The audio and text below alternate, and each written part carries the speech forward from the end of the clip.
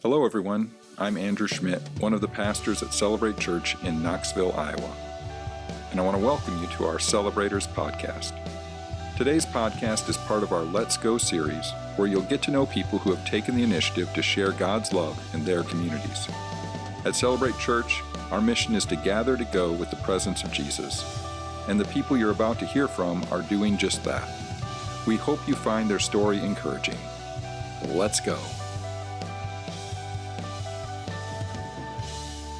At Celebrate, we want to be a people that gather to go with the presence of Jesus into the world. And today we are with the Benders, and we are going to specifically look at the ways that they have gone with Jesus's presence to serve those around them. So welcome to the podcast.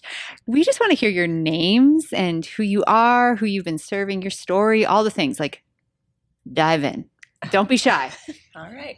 I'm Chelsea. This is my husband, Mike. Yeah, I'm Mike. Yeah. Yep, like she said, we are the Benders. We live in Pleasantville. I'm out in the country. And we are here today to share about our Bender project bags that we do. They are, I guess, in honor of our time that we spent in the NICU with our boys, Aiden and Owen. Mm-hmm. And so to, I guess, go along with that, our story began with when I was pregnant with the boys. We had some complications in the pregnancy, and lots of things led up to this. But at 26 weeks, we found out that they were not doing well in my stomach anymore, and the doctors tried to do what they could to keep them in. And by 27 weeks, we didn't have an option anymore. Okay. And so one morning, the doctor just said they have to come out now. Wow. And yeah, so we were rushed in for C-section, and they were born at 27 weeks at Mercy NICU. And we spent, Aiden spent 77 days in the NICU, and Owen spent 80 days in the NICU. Wow. Yes.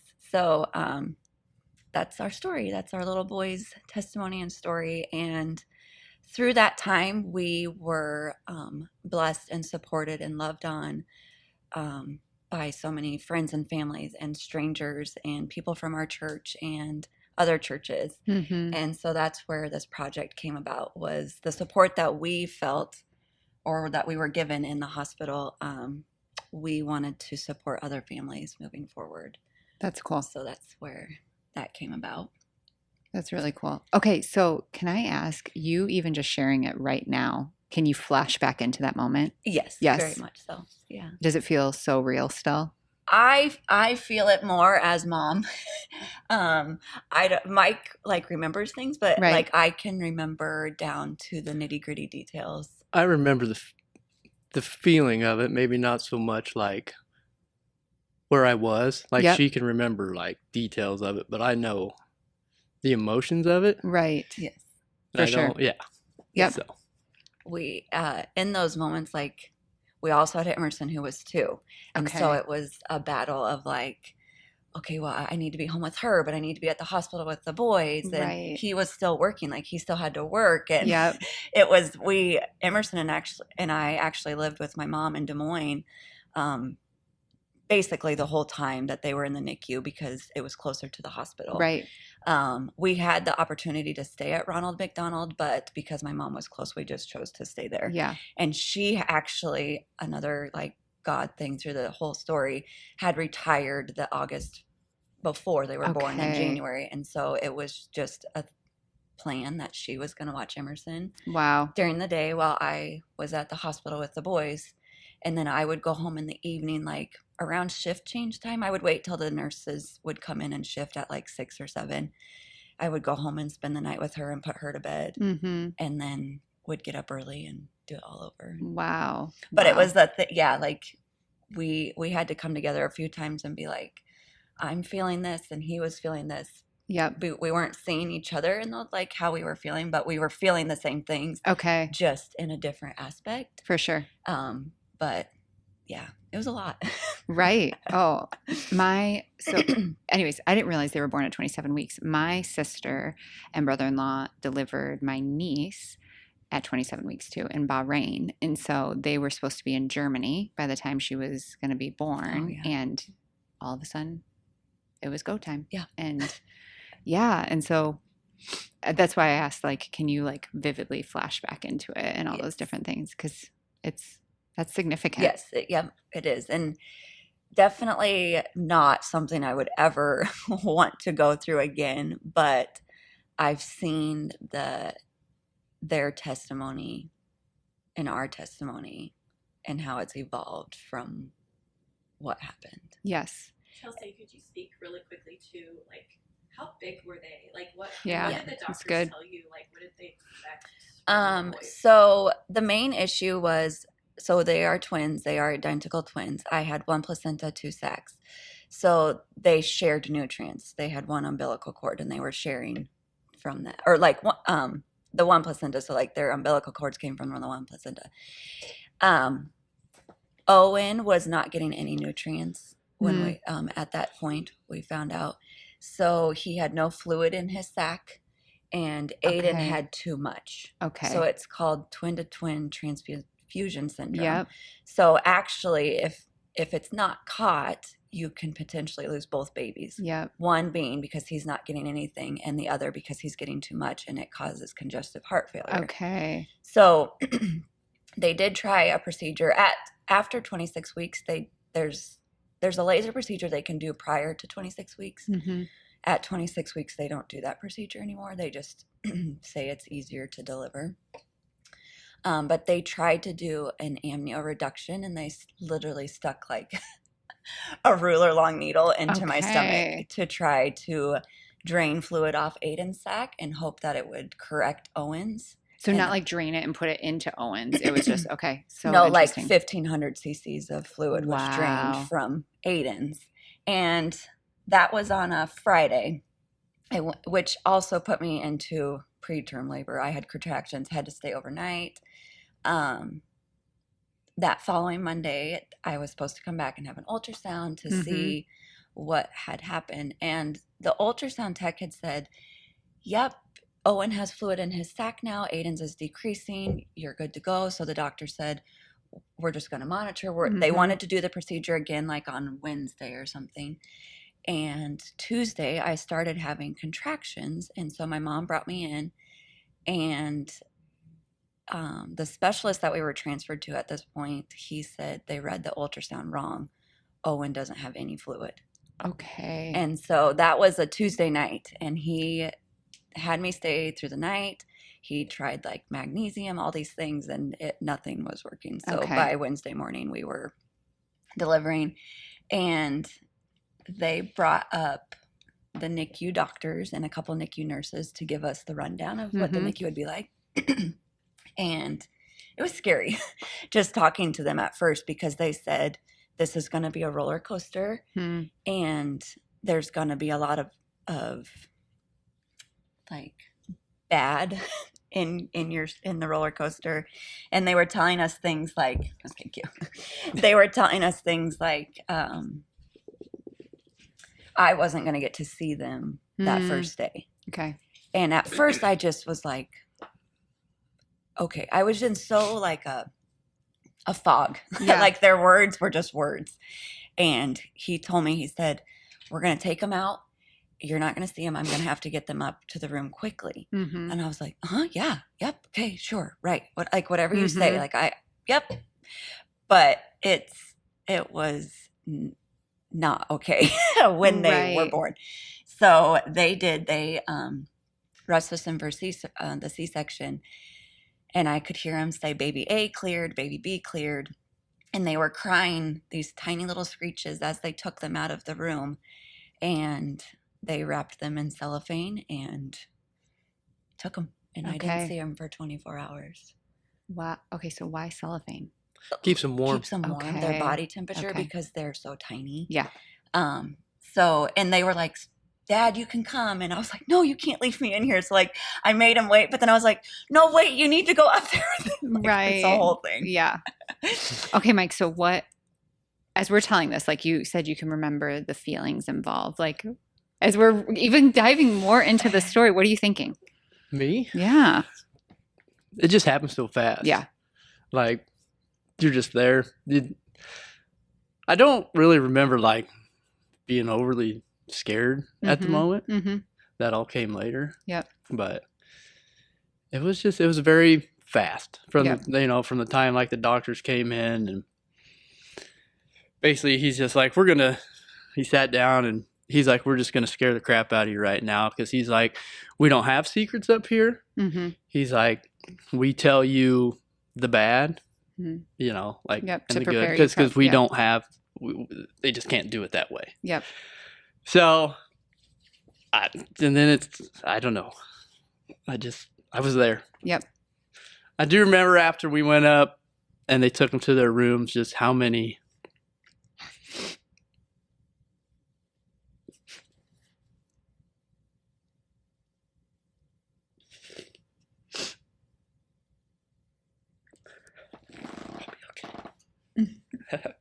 You're good.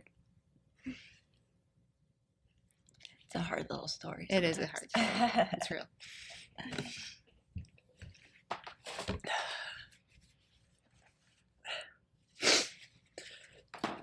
How many, like, nurses and doctors were in that room?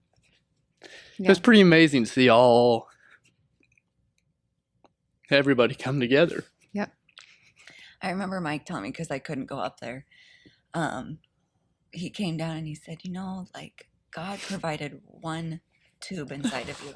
Like, when a mom is making a baby, that umbilical cord is the only thing supplying everything that baby needs, right? And you went into our boys' room and there was like hundreds of wires and machines. Yeah. And it just was like, we were grateful for those machines and we were so grateful for those wires and the tubes and everything coming from every aspect of our babies. But so powerful to remember that, like, God gave us one tube inside there to do all of what those machines and those wires were doing for our babies out here. Yeah. Which I could go on for other stories about that too, but yeah, it's pretty crazy. So back to your question though, Jenny, the boys, Aiden, he was our baby A. He was 2.1 pounds. Okay. 14 inches long, tiny little things. And Owen was 1 pound, 14 ounces. Okay. And 14 inches long as well. Yeah. So very fuzzy. It's kind of funny how they're kind of go backwards. Like, birds are not born with feathers. Right. They're like raw. Babies are born with fuzz, like everywhere. Like, we could like comb their shoulders almost because they had so much fuzz on their bodies. So my sister actually called them her fuzzy ducks. Oh, that's too cute. Yes. That is she cute. Actually still calls them fuzzy ducks. But. Right. Yeah. Okay, so what specifically is it that you guys do? I'm going to let you explain, not me try to explain it. So it's kind of evolved over the years. So they were born in 2016. This project started 2017. Okay. Every year on their birthday. Yep. Because we were blessed with so much like goodie bags and gift cards and just all these things while we were in the NICU, that things that you don't necessarily think about, that people were blessing us with. Yep. And we didn't need any of those things, but it just felt so good. The NICU journey is something that, like, you can support people, but in my opinion, and I would probably say for Mike's too, that unless you've actually traveled that journey or traveled that road, you can't fully understand that journey, just like other things like individuals with cancer or something like that. You can't, it's just hard. Like, we can sit there and support them and pray for them, but when you've traveled that journey, you're able to just have that compassion that they've had through that. So I had decided, like, on their first birthday, there was a book cart in the NICU. So I would read books to them every day and I would sing to them. So there was a book cart. So I would read them all these books and I had read them every single one, like, multiple times. Yep. And I was taking up books of Emerson's and reading books there. And so that first year we decided to donate books. So we had tons of family members. I had put it out on Facebook, social media, gone to our church, family, friends, and people just loaded us up with hundreds of books. That's cool. They have capacity for, I believe, 50 babies in the NICU. Okay. So I individually packaged 50 like packages of books for babies that were in there, and then the rest got put on the book cart. Okay. So that's where it started, but it's evolved since then, and now we send like giant goodie bags of things. So we call it our Bender project bags, and they have like little snacks because you're not supposed to eat in the NICU room. Okay. But you could have like a granola bar. Like you could, step out of the room and have a granola bar, or snack crackers or trail mix. So we fill it full of those things. Gum, mints. We've done toiletry items like toothbrush, toothpaste, lotion, hand sanitizer, chapstick, lots of lotion, because you have to wash your hands so much that you are bleeding and you are cracked. Okay. By the time you're, done bleeding and sanitizing before you can touch your babies and stuff. We put tag blankets. My mom and I and some other friends make all these tag blankets. We sew tag blankets and we put those in there. And this last year we partnered with another lady actually here from the church, and we put in the Usborne, I think is how you say it, books. So it was a Cuddle Bear set. So it was a bear and a book that we put in there. We actually raised enough money to have 80 of those sets. Wow. So we packaged our 50 bags, and then we took the other 30 were given to babies as they came in through January. Yep. Yeah. So we put a little note in there of encouragement, and we like a little blessing over babies, families while they're there. And I always have our names on there, and I cannot tell you the amount of people that have reached out to us. Wow. Through Facebook, or I have known people like friends who have said, my cousin's in the hospital and they got one of your bags, or a coworker got one of your bags and they just want to say thank you for that. And wow. It's nothing like I've only met a couple of them in person. But just to let them know that we know that pain. Yeah. We know the struggle and the journey, whether their babies get to come home or not. Mm-hmm.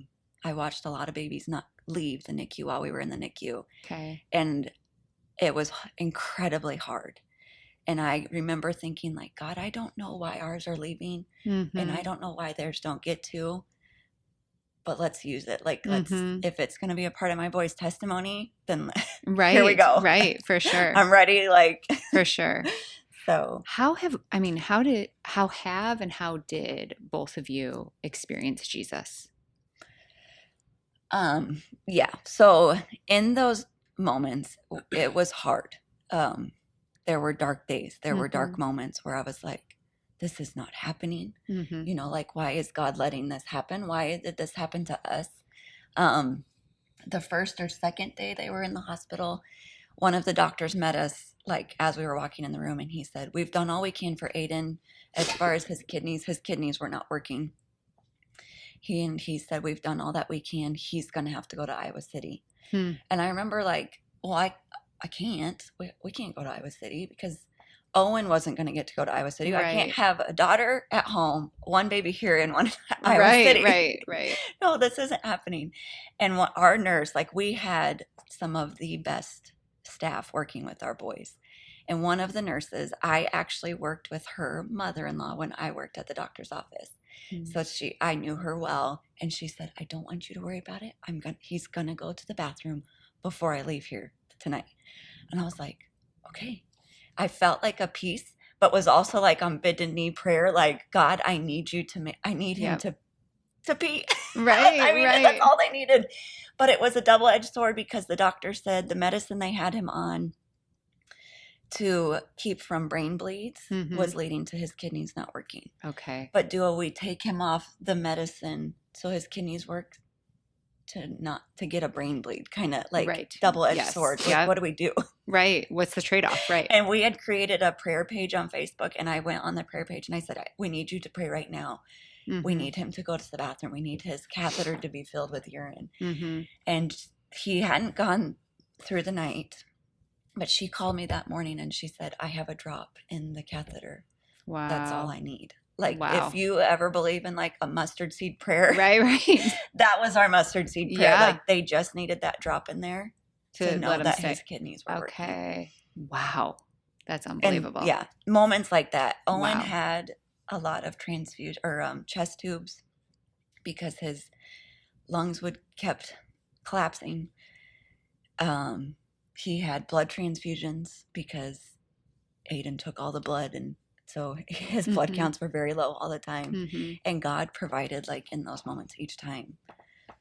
Wow. Just, you know, yes, protecting them through all of it. And having, I mean, our prayer page was up to like 1,000 people, and just knowing that those people were praying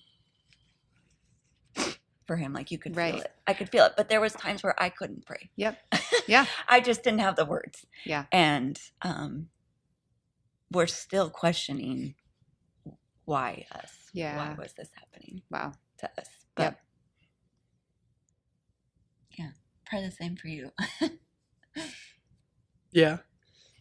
Well, like she said, I was at work, so I was working in Marshalltown, which took me about an hour and 15 minutes one way to go to work. So I had a lot of morning and evening drives to think.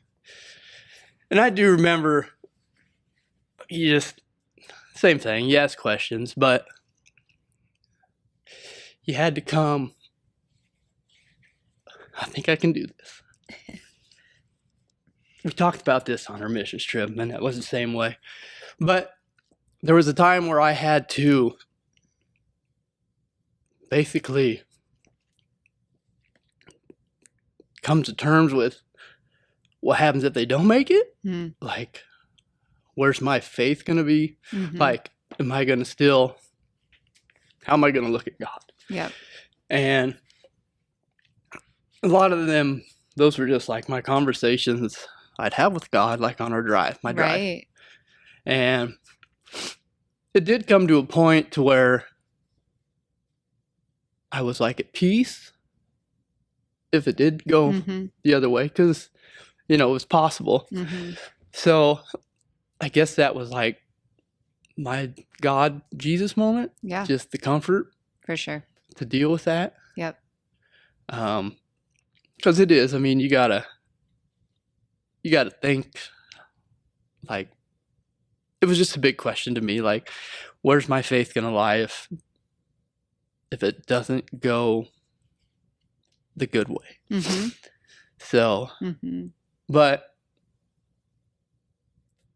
I know that even if it would have went the other way, that you can still have a strong faith, because I actually talked to a guy on our trip who things went the other way for him with one of his daughters. And she was older, but it was reassuring to see that you can still, remain faithful to God. For sure. In the bad times. Yeah. So. Yeah. I love the picture of you driving and having those conversations, because the thing that came into my mind, Mike, when you said that, was literally you're driving in your truck and next to you is like Jesus just sitting there and you guys are just having a conversation. And I think that shares a beautiful intimacy of your relationship with him, because I'm sure in those moments it could be easy to turn and be like, forget it. Like, I can't go there. But the Lord is sitting there kindly listening, and you are expressing. I just think of the amount of intimacy your guys' relationship with the Lord has because of this incredible story. Yeah. Yeah. I had several NICU nurses. A lot of times they how are you so calm? Like, I watched them shove a tube in Owen, and she was like, why are you so calm? And I was like, at first I thought, I don't actually know why. I'm gonna be honest. I don't know why I'm being so calm. But there were times where you could literally just feel God in that room. And yeah, I just remember thinking, like, their testimony someday is going to be far bigger than what I'm experiencing right now.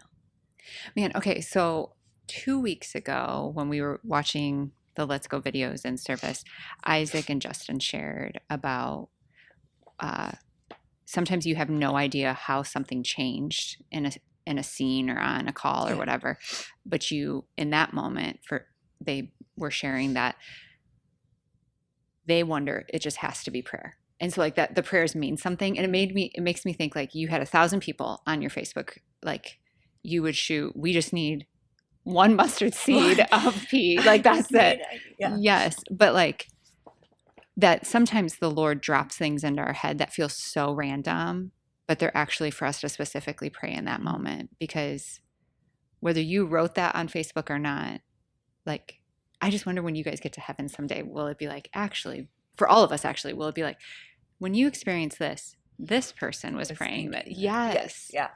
Dude, that'll be so cool. Wouldn't that like just sit back and be like, I had no idea, but all of a sudden I had hope in a very hopeless situation. Yeah, man. Yeah. That's cool. Okay. So how have you experienced Jesus in gifting the bags? Yeah. So, so in the beginning, it was exciting to watch others come alongside of us. Yes. I always share it, and the amount of support we've had from others, and just knowing that they know we do this because of Jesus. Like, yeah, we're not like the richest people in the world. I could go give those people money at the hospital, but like just pouring into them and loving them and prayerfully like supporting them and knowing that we have people coming alongside us to do that as well, for sure would definitely be that. And just knowing that we have had others reach out and say, thank you for praying for us. Yeah. We actually have a close friend that is going through a battle right now with her pregnancy. And I remember when I was in those days of the NICU thinking, what is this for? Why am I experiencing this? What is this going to be for? And I've met a lot of strangers, but now that I get to talk to somebody that I know very well, right, and help her through the story, I literally can say, okay, God, this is why. This is what you were doing. Yep. And these bags have led to that too. Just being able to pray over people. That's cool. Right after the boys came home, a family friend of mine had a coworker whose babies were born at like 22 or 23 weeks old. We prayed over them. Unfortunately, they lost both babies, and we went to that funeral. Mike and I did, and that was excruciating, right, on all sides, because we don't know why ours got to come home, right. And I don't know why theirs didn't get to come home, right. But we get to share that story of Jesus too. Wow. And just be that light that they needed in that moment. Yeah, for sure. Yeah. But our bags, that's what our hope is, that through our bags, they see Jesus, they see God, they see a little bit of joy through what we can bring them. For sure. Yeah. So I think it's cool to hear the thoughtfulness of the specifics that you put into it. Like the lotion, because your hands are going to be raw, the little snacks, because I didn't know you couldn't eat in a NICU room. And so, but you could step out and have that snack quickly, jump back in. Yeah, the moms get free meals, but the dads don't for some reason. Interesting. So if you work for Mercy and you're watching, I do remember that. They get like I remember that very clearly. But no, we couldn't eat in the rooms. Yeah, we had to eat out in the lobby. We couldn't. And Emerson never got to come in either. Yeah, like that was also super hard. Okay. Our little 2-year-old didn't understand a lot of what was going on. His mommy was gone all the time, and she wasn't used to that. And it was flu season for one, so they actually don't let kids under 13 in during flu season, and they also don't let any kids under 5. I don't remember those details, but I just go into the NICU. Okay.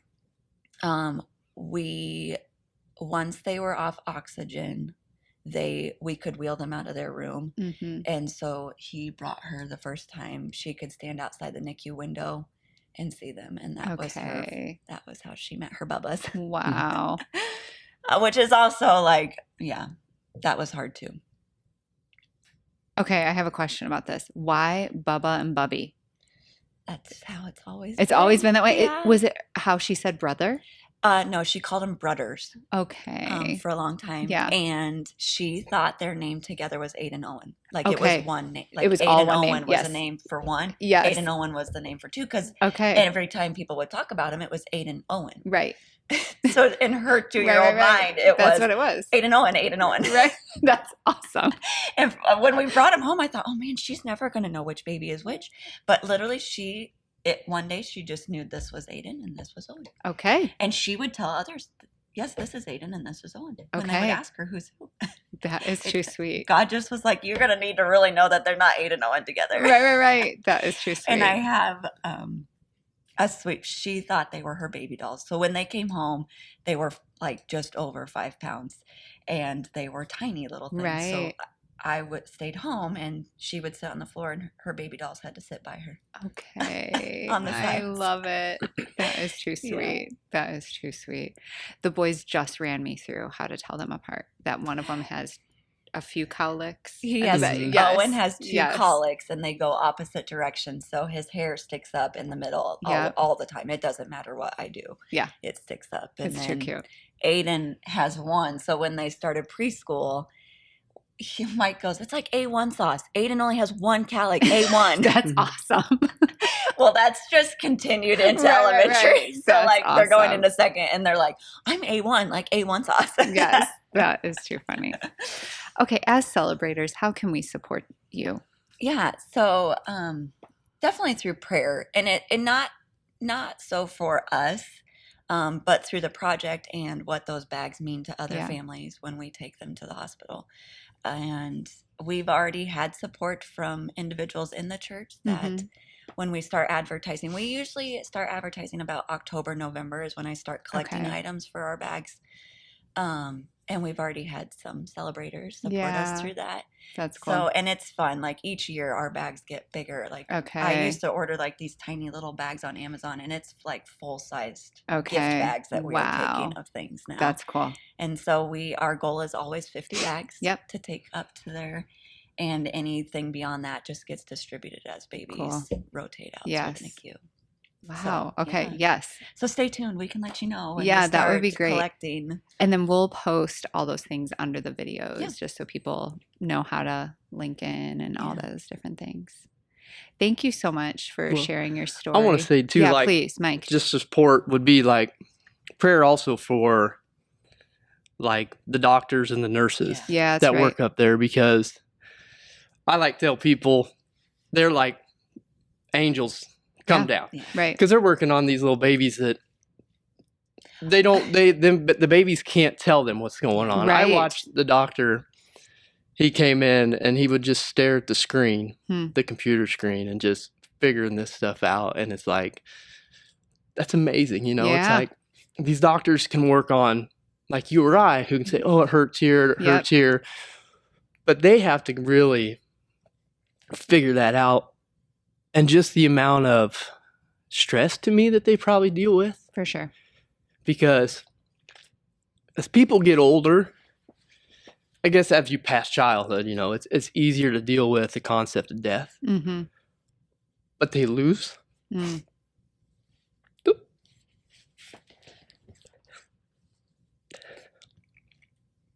They lose those children. Yeah, for sure. So that's my thing. Like, just the stuff they deal with, you know, the prayer for that. And the nurses, same way with the nurses. I know they create bonds with them. So, they but that's my like other parents when we're not there. Yeah, right. Because I didn't stay the night when they were in the hospital, just because I needed to be with Emerson too. And our nurses that we had one nurse that was with them every weekend, the whole 80 days they were there. Wow. And she has become like a very good friend of ours. Yeah. And we do things like we see her outside of the hospital and things. Okay. And two other girls were there most of the time with them through the week.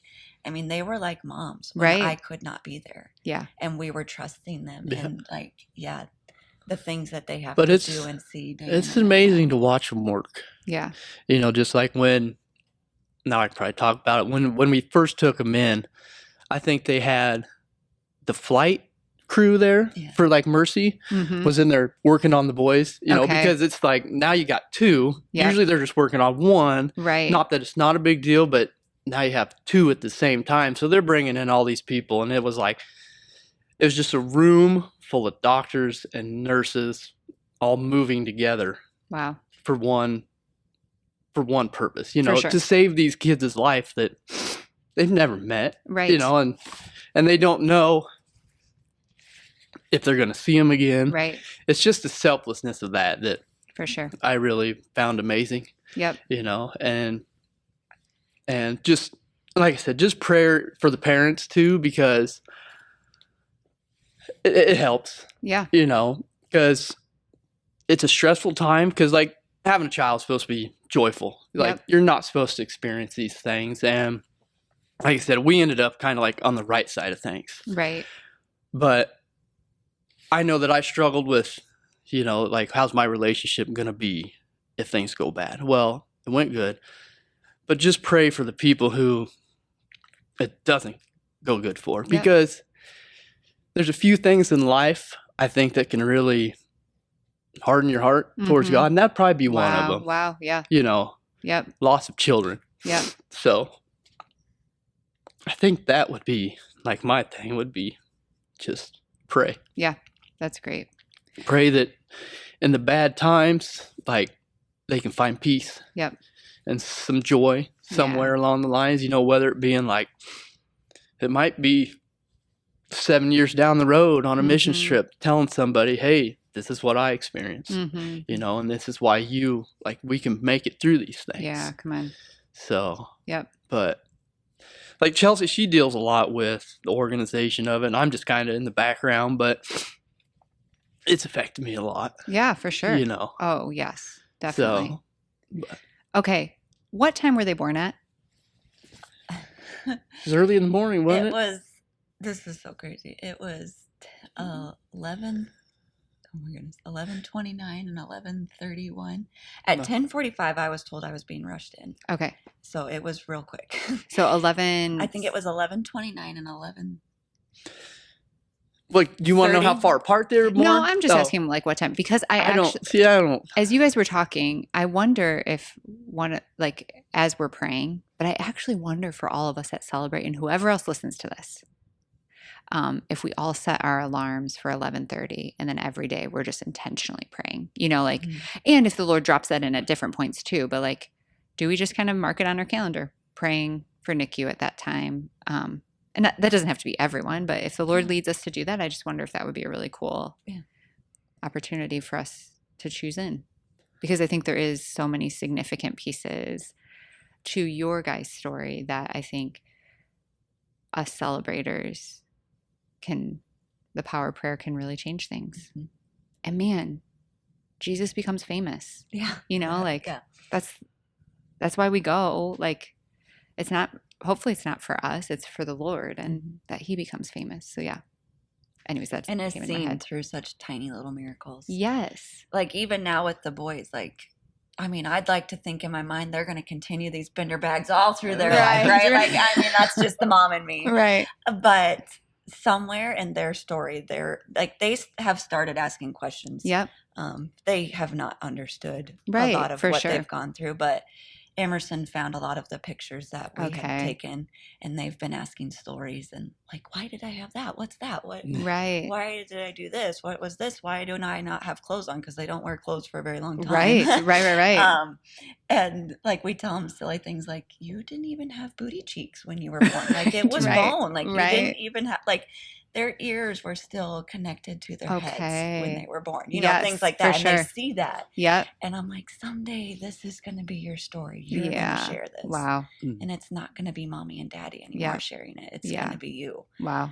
And we've been told several times that a lot of NICU babies become NICU doctors or NICU nurses or something. I don't know if that's what God has planned for them.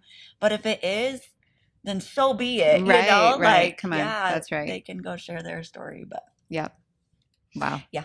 So pray through the tiny miracles that do happen, because holy cow. Yep. Yeah. Yeah. So I wonder if we end our time today praying, Do you guys want to pray for families? And then I would love to bless you too, if that's okay. Sure. Is that okay? All right. I'll close us, and then whoever wants to start, Mike or Chelsea, you decide, and then we'll go from there. Okay. I want to start, then I can go. Doesn't matter.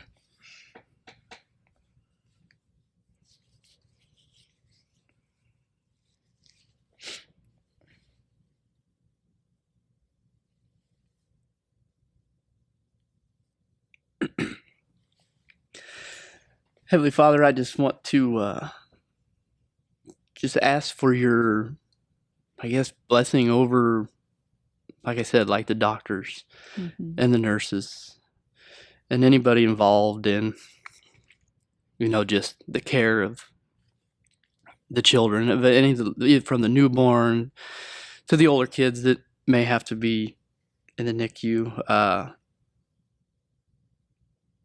I just feel like that's a very important thing to ask of you. Mm-hmm.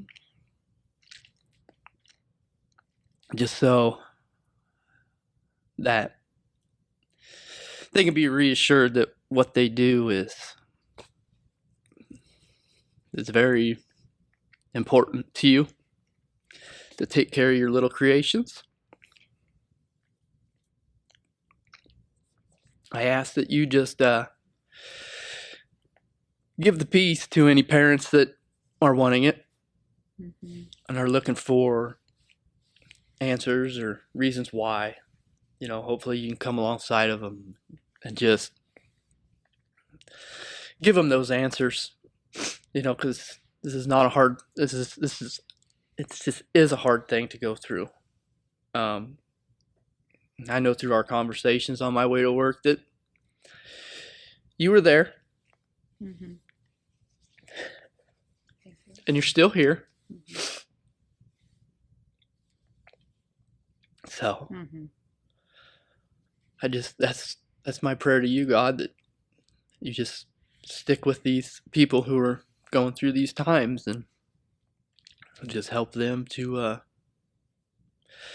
just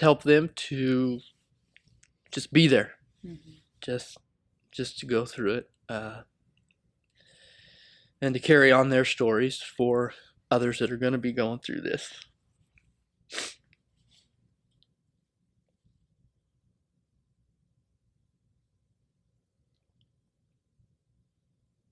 Yeah, Father God, thank you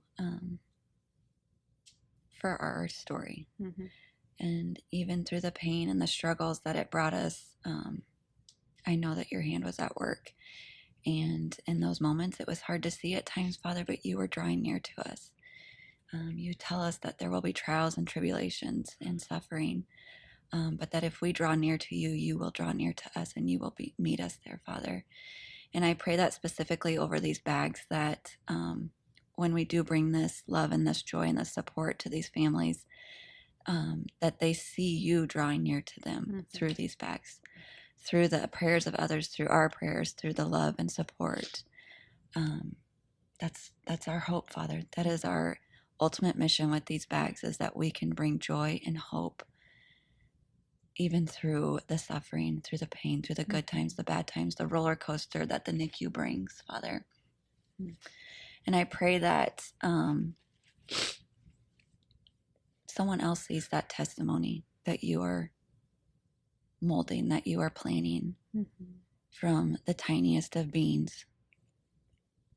And not just necessarily those that are born early, but any child that goes through that NICU that is ill when they are born, or something has happened that they, Father, have had to go to the NICU, and that the parents or anyone that is alongside them, that they would see you through that.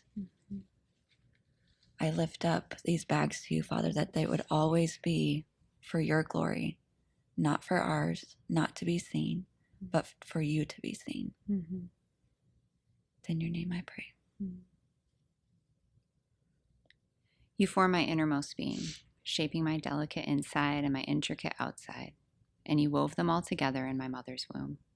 I thank you, God, for making me so mysteriously complex. Everything you do is marvelously breathtaking. It simply amazes me to think about it. How thoroughly you know me, Lord. You even formed my every bone in my body. And when you created me in the secret place, carefully, skillfully, you shaped me from nothing to something. You saw who you created me to be before I became me. Before I'd ever seen the light of day, the number of days you planned for me were already recorded in your book. Every single moment you are thinking of me. How precious and how wonderful to consider that you cherish me constantly in your every thought. Father, I thank you for the Bender family. And God, as much as those verses in Psalm 139 are true for Aiden and Owen, they're actually true for Mike, for Chelsea, for Emerson, for Aiden, and for Owen. Jesus, thank you for the things you've been up to in their lives. God, as you intricately created each one of them, you knew exactly what their story was going to be, and you knew exactly how they were going to make you be made known. And so, God, I bless Chelsea and Mike in particular, that they will be in awe of the ways you are moving. God, I pray that there will be moments that they get to have very specific conversations with moms and dads and family members of NICU patients and NICU visitors, Lord, NICU doctors and nurses, and God, that people will be in wonder of who you are because of what it is and has been that you have been up to in their lives.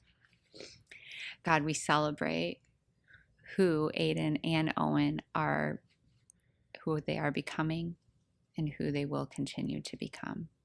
God, we are so thankful for the ways that they represent your joy. They represent your love. They represent your awe, your wonder. God, they believe in a big God and are willing to ask big questions because they trust that a big God has had them since the moment they were created until now. And for their entire family, God, will you continue to show your deep love? Will they continue to be in awe and wonder? And will they continue to be reminded of how much you see them and know them? God, that's what I love about those Bender bags, is that they are you in the NICU, and they are showing families that they are seen, that they understand, just like you see and you understand. So come, Lord Jesus, will you fill the NICU today with more of your love, more of your power, and more of your presence. In Jesus' name, amen. Thanks for joining us. Until next time. Thank you for listening to the Celebrators podcast. We hope you're inspired to find ways to go into your own community and share God's love. Thanks for listening, and let's go.